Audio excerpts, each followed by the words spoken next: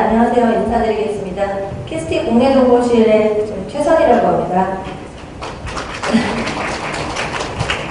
제가 좀 부득이한 사정으로 발표 순서를 변경하였습니다. 오후 세션에 접어들어서도 이렇게 자리를 떠나지 않으시고 계속 참석해 주셔서 정말 감사드리고요. 그런 여러분들을 조금이나마 배려하기 위해서 제 발표를 조금 당겨서 빨리 끝내는 방향으로 진행을 하겠습니다. 제 앞서 여러 좋은 강사님들께서 영어로 발표를 하셔가지고 많이 힘드셨을 것 같아서 저는 한국말로 발표를 하도록 하고요. 데보라 칸께서 발표하신 내용 중에 여러 가지 좋은 내용이 정말 많았다고 생각을 합니다. 요거는 보시는 바와 같이 저의 ORCID 아이디입니다. 저의 연구 실적은 별 볼 일 없지만은 ORCID 한번 만들어 봤습니다. 이제 눌러서 보시면 아마 이거 아실 수 있으실 거고요. 이 ORCID도 일종의 이제 어떤 연구 실적을 추적하거나 하는 그런 흐름에 동참하는 것이기 때문에 제가 한번 붙여봤습니다. 오늘 발표할 내용은 이제 국내학술지의 인용 분석이라는 타이틀로 되어 있지만 제가 나름대로 생각하고 있는 굳이 인용 분석에 제한하지 않고 키스티와 관련된 내용 그리고 또 향후에 저희가 진행하려고 하는 K-POP과 관련된 내용을 뭉뚱그려서 발표를 드리려고 합니다. 발표 순서는 아래와 같고요. 10월 달에 이제 매년 10월 마지막 주가 오픈 억세스 위크입니다. 오픈 억세스 주간이라고 하거든요. 그래서 항상 올해는 2013년은 10월 21일부터 27일까지 있었고요. 오픈 억세스 웨이기라고 하는 웹사이트가 가시면 올해의 주제가 오픈 억세스 리디파이닝 임팩트였습니다. 제가 왜 이 얘기를 하느냐면 임팩트라는 게 이제 논문으로 표현되는 논문이나 학술지로 표현되는 연구 결과의 후속 그 논문으로 발표된 연구 성과가 얼마나 사람들에게 도움이 되고 그것을 또 활용을 하고 하는가는 그 임팩트를 측정하는 그런 것이기 때문입니다. 그래서 OA를 하고 나서 지금 올해가 오픈 억세스의 이제 거의 시초라고 할 수 있는 베를린 선언이라는 것이 있습니다. 오픈 억세스의 기본 원칙들을 선언했던 베를린 선언이 있는데 그 베를린 선언의 10주년이 되는 해입니다. 그래서 올해 오픈 억세스 주제가 이제 오픈 억세스를 10여 년 해보고 나서 과연 연구자들이 이런 배리어 없이 그 오픈 억세스를 추진했을 때 그 임팩트가 과연 증대했는지를 한번 확인해보고 또 관련된 커뮤니케이션 활동으로 봤을 때 임팩트라는 것이 단순히 사이테이션인지 아니면 다른 게 또 있는지를 한번 알아보기 위해서 리디파이닝 임팩트로 정했다고 제가 생각을 했습니다. 그리고 또 크로스레프에서 매년 보시면 이렇게 매년 애뉴얼 미팅을 합니다. 그러니까 DOI를 기탁하는 단체죠. 크로스레프는 여러분들도 잘 아실 거라고 생각하는데 크로스레프 애뉴얼 미팅에서 올해의 키노트 어드레스 주제가 이제 임팩트 스토리, share the full story of your research impact라는 식으로 진행이 됐습니다. 여기에서도 알 수 있듯이 연구의 영향력을 한번 이렇게 알아보는 것들이 계속해서 지금 현재 굉장히 중요한 화두가 되고 있다는 것을 알 수 있습니다. 이런 임팩트라는 말을 잘 아시겠지만 웹 오브 사이언스에서 임팩트 팩터라는 지수로도 잘 알려져 있지만 이 부분은 많은 그런 의미를 가지고 있는 것으로 생각이 됩니다. 그래서 키스티에서 하고 있는 그 리서치 임팩트를 트래킹하거나 리밸류하거나 하는 활동들이 어떤 게 있는지를 중심으로 말씀을 드리고자 합니다. 그래서 리서치는 당연히 임팩트를 가져야 되고요. 임팩트가 높은 리서치여야 하죠. 그리고 이 임팩트는 어떤 단순한 하나의 측면, 인용이라고 하는 그런 하나의 측면만으로 측정이 될 수 있는 것이 아니고 전반적으로 토털 임팩트라는 말을 요즘 좀 씁니다. 그래서 토털 임팩트를 알아야 하는 게 이제 중요해지고 있습니다. 현재. 그러니까 정보가 유통이 되거나 뭐 확산되는 그런 채널에 있어서 그게 굉장히 다양해지고 있기 때문에 그것을 이제 토탈리 우리가 임팩트를 알 수 있으면 더 좋겠다 하는 관련된 활동이 많이 나타나고 있는 것이죠. 그리고 임팩트는 또한 이밸류에이션과 매우 밀접한 관련을 가지죠. 임팩트 팩터가 뭐 학술지의 영향력 지수를 가지고 그 학술지에 실린 논문을 가지고 또 뭐 기관을 평가하고 사람 교수님들을 평가하고 이런 식으로 임팩트와 이밸류에이션이 굉장히 그 리서치 영역에서 굉장히 중요한 영역을 가지고 있는데 이런 것들을 그러면 아실 수 있는 방법을 아마도 아시고 계시겠지만 한 3가지 정도로 저는 정리를 해봤습니다. 그래서 첫 번째는 기존의 그 트래디셔널한 사이테이션 애널리시스입니다. 그리고 이 사이테이션 애널리시스는 인용 색인을 기반으로 합니다. 그래서 잘 알고 계시는 웹 오브 사이언스나 스코퍼스나 하는 그런 인용 색인을 기반으로 하는 사이테이션 애널리시스가 있고요. 두 번째는 전 세계 저널의 95%가 이 DOI라는 식별자를 가지고 있다고 하죠. 그래서 이 DOI를 기반한 또 Cited by Linking이라는 그걸 통해서 또 임팩트를 측정을 할 수가 있습니다. 그래서 이것은 비교적 새롭게 DOI라는 것을 통해서 나타난 현상입니다. 그래서 이 부분을 또 설명을 드릴 예정이고요. 그리고 이제 SNS라든가 지금 굉장히 핫하게 데보라 칸의 발표에서도 여러분 보셨다시피 그 BMC 바이오메드 센트럴 메디슨의 저널 화면을 보셨을 겁니다. 발표 자료에 있는데요. 거기 보면 이렇게 빨갛고 파랗고 노란 이렇게 알트메트릭스 도넛이 있었죠.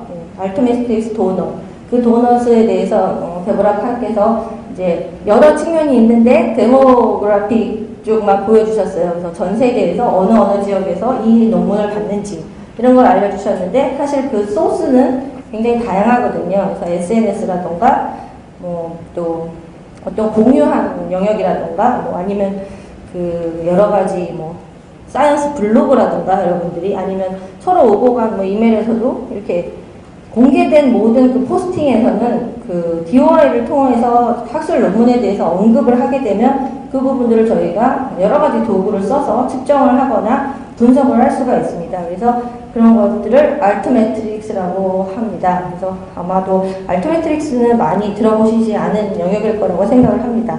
알트메트릭스는 얼터너티브 매트릭스라고 그걸 줄여서 알트메트릭스라고 하는데요. 이런 기존의 전통적인 인용 분석 외에 대안적으로 꼭 전문가가 하는 평가는 아니지만 그 일반 연구자들이나 일반인들이 어떻게 평가하는지를 가지고서 대안적으로 그 연구의 영향력을 측정할 수 있다 해서 요즘 많은 연구자들이 연구를 하고 있습니다.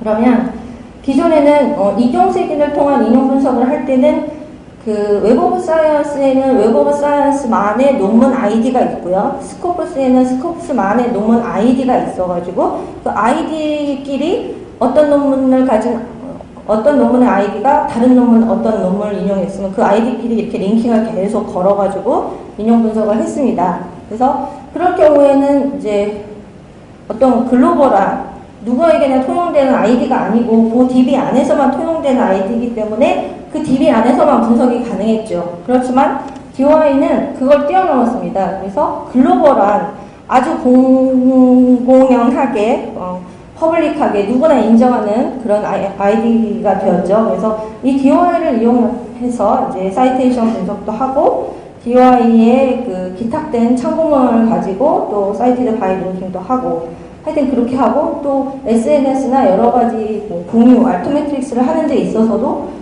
DOI를 활용해서 언급을 해야만 이제 그걸 추적하는 데 가장 용이하기 때문에 이 현재는 그 DOI가 어떤 사이터블한 환경을 만드는 데 있어서 가장 중요한 요소가 되었습니다. 또한 그 전통적인 사이테이션 분석을 떠나 얼트메트릭스를 분석하는 데 있어서도 DOI는 빼놓을 수 없는 요소가 된 거죠. 이 말은 제가 한 말이 아니고요. 크로스레프에서 이 전략 기획을 담당하고 있는 제프리 빌더라는 분이 얼마 전에 제가 참석했던 이 플로스 ALM 월급샵에서 하신 말씀입니다. 제가 그 말을 듣고 굉장히 감명을 받았어요. 그래서 DOI라는 것이 우리 학술 논문, 학술 커뮤니케이션, 또 학술지 퍼블리케이션 환경에 있어서 사이트업이라는 환경을 구축하는 데 가장 중요한 요소가 되었다는 것을 말씀을 드리고 싶습니다. 그래서 이 부분과 관련된 키스티의 활동을 살펴보면 전통적인 이 인용 분석을 위해서 키스티는 웹 오브 사이언스나 스코프스처럼 잘 알려진 그냥 인용색인 DB 외에 이쪽에 포함되지 않은 우리나라 학술지들의 그 인용 분석을 위해서 코리아 사이언스 사이테이션 데이터베이스를 구축하고 거기에서 여러 가지 사이테이션 분석을 해서 KJCR이라고 하는 학술지 리포트를 펴내고 있고요. 또한 여기서 머무르지 않고 그 우리나라 논문들이 웹 오브 사이언스나 스코프스에서 받고 있는 인용들을 다 추적을 해서 이 시스템과 링킹을 해가지고 우리나라 한국 논문이 한국 논문들 사이에서는 얼마나 인용이 되고 웹 오브 사이언스 논문에서는 얼마나 인용이 되고 스코프스 논문에서는 얼마나 인용되는지를 다 파악을 하고 있고요. 그래서 그걸 서비스를 하고 있고요. 또한 DOI에 가장 많은 과학기술 분야에 가장 많은 학술지 300 거의 70여 종에 이르는 학술지에 대한 DOI를 키스티가 관리하고 기탁함으로써 그 안에서 얻어지는 그 사이티드 바이 링킹 결과를 정리해서 각 학술지마다 리포트를 만들어서 지금 올해 소개를 꼭 드렸습니다. 기존에 계속 해오고 있었는데 저희가 리포트 양식을 만들어서 얼마 전에 발송을 다 해드리고 그런 걸 하고 있습니다. 그래서 그걸 하고 있고요. 또한 오늘 발표드렸던 주제 K-POPs에서 K-POPs를 통해서 이제 출판된 논문이 이렇게 출판돼서 확산이 되면 K-POPs에 들어와서 이제 구글에 K-POPs의 논문들이 노출이 되니까 구글이라던가 여러 가지 통로를 통해서 글로벌하게 이용된 내역을 K-POPs를 통해서 축적을 하고 그러한 데이터들을 다 축적을 함으로써 말씀드렸던 알트메트릭스 부분을 적용을 해서 우리나라 논문이 이쪽에서는 또 어떤 식으로 인용이 되고 그 임팩트가 어떻게 뻗쳐나가고 있는지를 다 기록을 하는 활동을 할 예정입니다. 이 부분은 K-POPs가 올해 프로토타입으로 완료가 되었고요. 내년도에는 이 알트메트릭스 부분을 K-POPs에 구현함으로써 이 세 가지 측면의 모든 리서치 임팩트를 추적할 수 있는 토탈 체제를 만들어서 저희가 제공할 예정이라는 것을 말씀을 드리고 싶습니다. 그래서 이러한 그 사이트업을 환경 하에서 이 세 가지 트래킹을 다 하여야 한다. 한 가지만 치우쳐서는 안 된다는 그 말씀을 드리고 싶고요. 세 번째 알트메트릭스는 저희가 계획이니까 간단히 말씀을 드리고 현재 인용 분석과 DOI 분석을 통한 인용 분석을 어떻게 하고 있는지에 대해서 말씀을 드리겠습니다.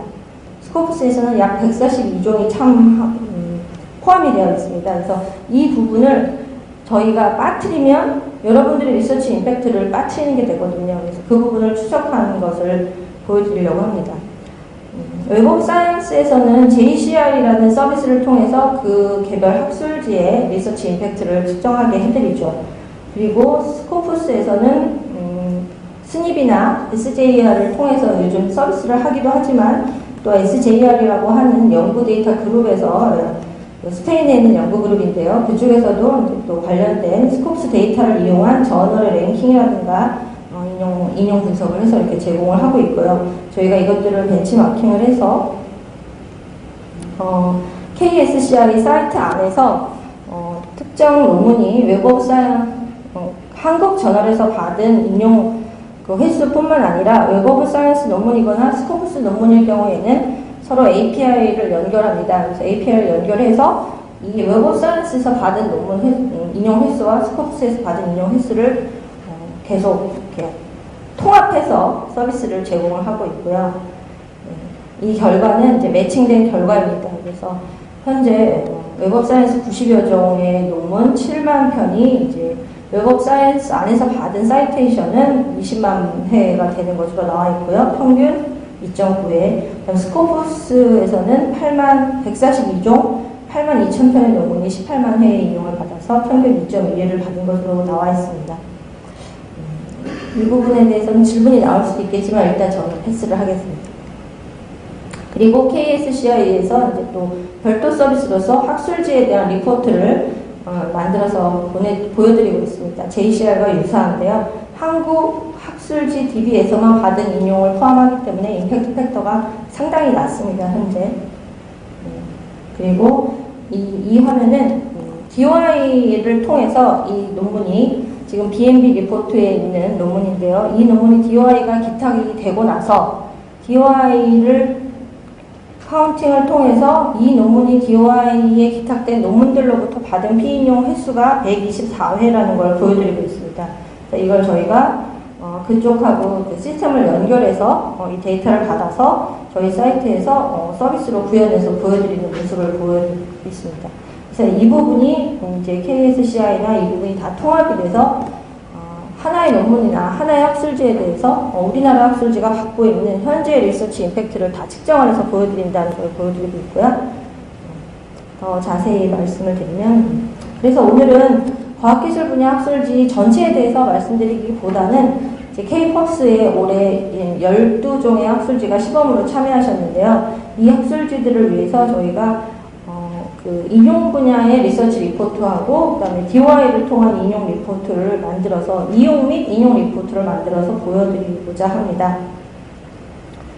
그래서 저희가 이 KSCI는 이제 현재 계속 한 700여 종의 과학기술 분야 학술지를 중심으로 계속 인용 책임 DB를 만들고 있는데요. 그래서 올해 2012년도 데이터를 발표했습니다. 발표한 내용은 오버뷰로 보시면 되고요. 그래서 KSCI 데이터에 대해서는 웹업 사이언스나 스코프스와의 어떤 데이터 호환을 위해서 표준 ESI 분류를 활용을 했고요. 임팩트 팩터는 평균 0.3이 나오고 있고요. 이렇게 보시면 되고, 또 임팩트 팩터가 상대적으로 높은 분야는 우리나라에서는 농업 분야, 또 사회과학 분야가 오히려 더 높고 과학기술 분야는 이렇게 높지 않은 것으로 이렇게 나타나고 있고요. 그럼 K-POPS 저널의 경우는 지금 이 12개의 저널이 있는데요. DOI를 모두 PST, 에트리 저널을 제외하고는 PST를 통해서 기탁을 하고 계십니다. 근데 이제 에트리 저널을 직접 하고 계신데 저희가 에트리 저널의 협조를 얻어서 에트리 저널에 대한 DOI 이용, 인용 리포트를 생성을 할 수 있었고요. 모든 저널이 다 KJCR, 그러니까 저희가 올해 런칭한 G스텝을 빼고 얘는 이제 1년밖에 안 됐기 때문에 임팩트 팩트 산출이 안 되고요. 나머지 저널들은 모두 임팩트 팩트 산출을 했고요. 현재 4종이 웹업 사이언스 JCR에서도 검색이 되는 걸로 되어 있습니다. 그래서 DOI 리포트 오버뷰는 지금 보시는 것과 같고요. 발행된 모든 연도별로 발행된 모든 논문을 DOI로 기탁을 했고요. 거기에 논문들이 포함하고 있는 레퍼런스들도 다 저희가 DOI 룩업을 해가지고 기탁을 했고 거기에서 받은 사이테이션 횟수들을 다 기록을 했습니다. 그래서 1회 이상 피인용된 논문 수라든가 한 논문이 받은 최대 인용 횟수라든가 자기 피인용 횟수, 국내에서 받은 피인용과 또 해외에서 받은 피인용을 다 구분해서 데이터를 기록해서 이왕이면 2개에서 또는 SCI 저널에서 받은 피인용이면 더 좋겠죠. 이런 것들을 다 추적하실 수 있게 데이터를 구축하고 이것에 대하여 디자인을 했습니다. 그래서 디자인을 한 것을 보여드리면 그냥 빨리 진행하기 위해서 넘어가겠습니다. 네, 이 부분이 이제 DOI 리포트입니다. 그래서 학술지에 대한 기본 정보를 보여드리고 또 DOI를 통해서 이 학술지 논문을 인용한 클릭한 건수들을 찾아서 그것들을 연도별로 정리를 했고 또한 인용을 받은 횟수들을 정리해서 이렇게 각 학회별로 리포트를 만들었고요. 또한 이제 KJCR에 있는 데이터들을 모아서 학술지별 리포트를 또 이렇게 디자인을 해서 만들었습니다. 그래서 학술지가 받은 3개년도 동안 받은 인용과 또 전 분야에서의 순위라던가 인용 횟수, 또한 동일한 주제 분야 안에서의 저널끼리 또 받은 인용 횟수라든가 인용 순위 같은 걸 정리해서 만들어 놨고요. 맨 뒤에는 또 글로벌 데이터베이스, 글로벌 색인 데이터베이스로부터 받은 인용도 체크를 정리를 했습니다. 그래서 이런 두 종류의 그 인용과 그러니까 전통적인 사이테이션 분석과 DOI를 통한 이용 및 인용 대한 활동의 보고서를 만들어서 퀴스티가 제공을 하고 있다는 걸 말씀을 드리고요. 현재 이 웹 오브 사이언스에 등록이 되어 있는 저널들의 경우에 이제 임팩트 팩터 추이를 보실 수 있는데요. 이 부분들이 데보라 칸이 발표한 내용에서 보면 오픈 액세스 하고 나서 인용 임팩트 팩터가 3배로 늘어났다라는 발표 내용이 있었고, 또 미스터 사이토께서 발표하신 내용에서도 이제 또 오픈 액세스 J 스테이지를 하고 나서 많은 이용이 일어났다는 걸 볼 수 있으신데, 그런 데이터들이 나올 수 있게끔 K-팝을 통해서 활동하고 출판하신 학술지들이 이 리포트가 이렇게 되는 게 아니라 이렇게 올라가는 방향으로 갈 수 있도록 열심히 해볼 생각을 가지고 있습니다. 그래서 이건 다 샘플을 제가 이렇게 보여드리는 거고요. 그래서 퀴스티가 하고 있는 이런 활동을 통해서만 국내 학술지의 리서치 임팩트를 토탈로 알 수 있다는 얘기를 해드리고요. 그 다음에 그래서 결론은 퀴스티가 이런 활동을 통해서 여러분들의 리서치의 토탈 임팩트를 추적하고 이를 또 확산시키고 더 높일 수 있다라는 내용으로 말씀을 드리려고 합니다. 그리고 이 알트메틱스를 뽑는 요소들이 지금 많이 이렇게 발표가 되고 있습니다. 그래서 플러스에서도 이제 했던 내용을 간단히 제가 정리를 해드리면, 이제 현재 UCG 이용 있잖아요. 어떤 플랫폼에서 봤던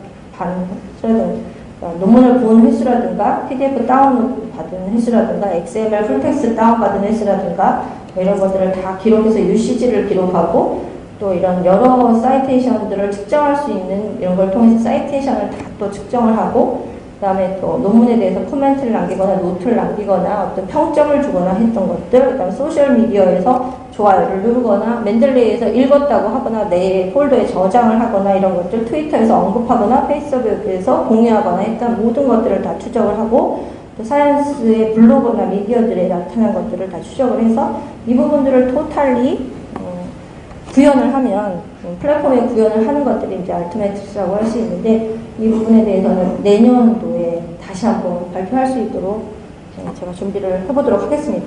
나름대로 빨리 끝내려고 했는데 시간은 쓸 거 다 썼던 것 같습니다. 네, 이상입니다. 감사합니다. 감사합니다.